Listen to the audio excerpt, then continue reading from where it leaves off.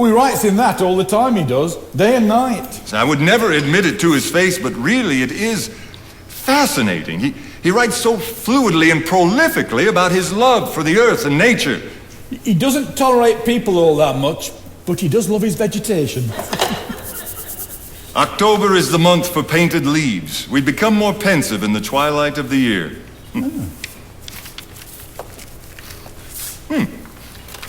Go confidently in the direction of your dreams. Live the life you've imagined.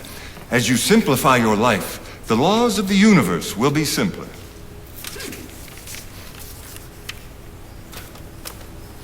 I once had a sparrow alight upon my shoulder while I was hoeing in a garden, and I felt more distinguished by that than by any crown I could have worn.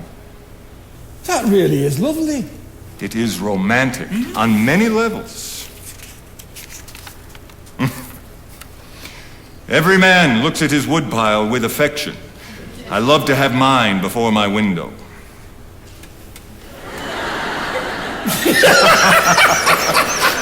He really needs a girlfriend. You're a good hobby.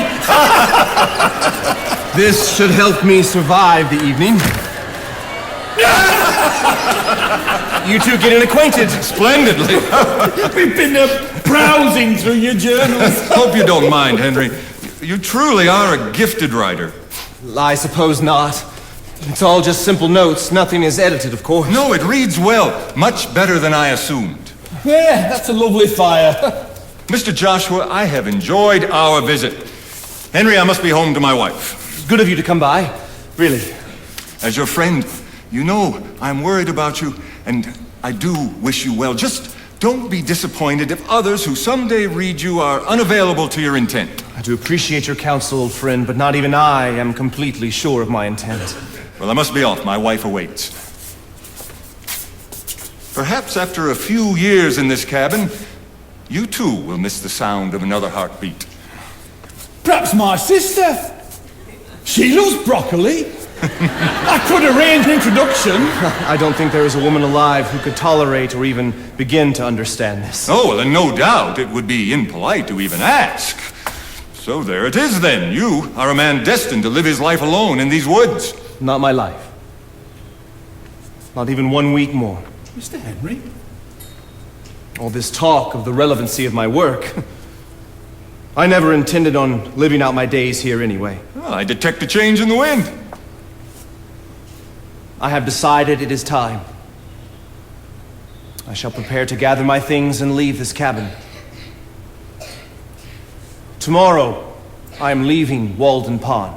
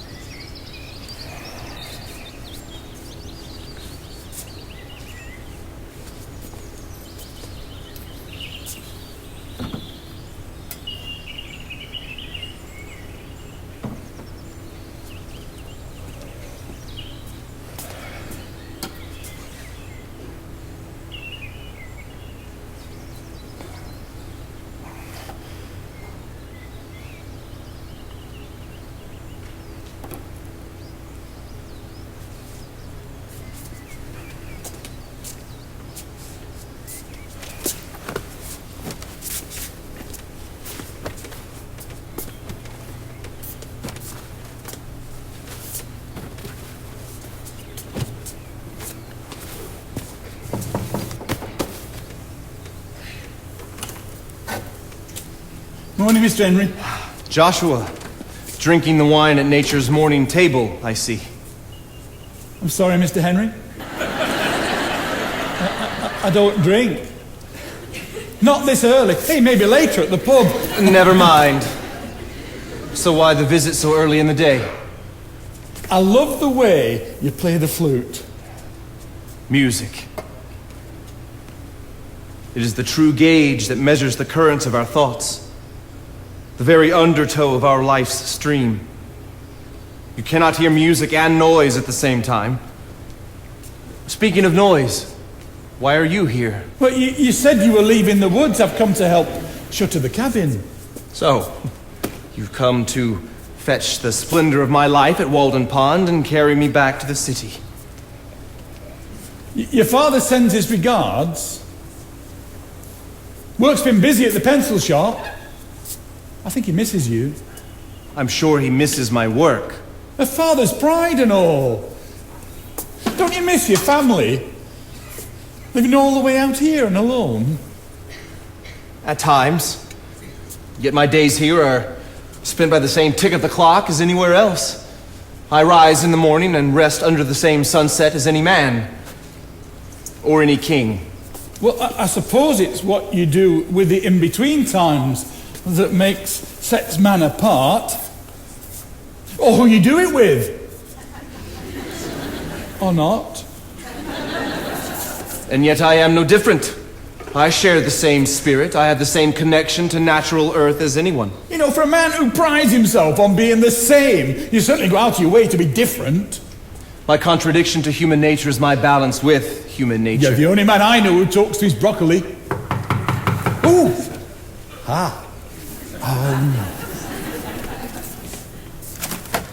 Miss Rachel, you've come! I've come as asked by Mr. Thoreau.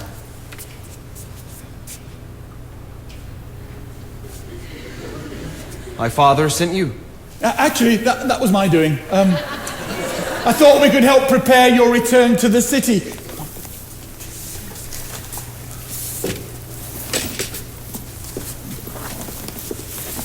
There, that was easy.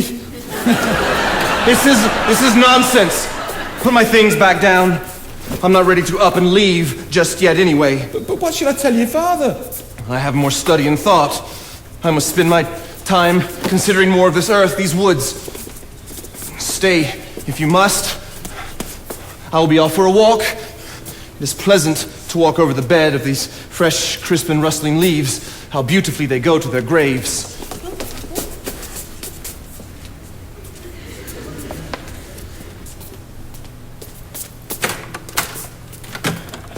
What a completely peculiar man.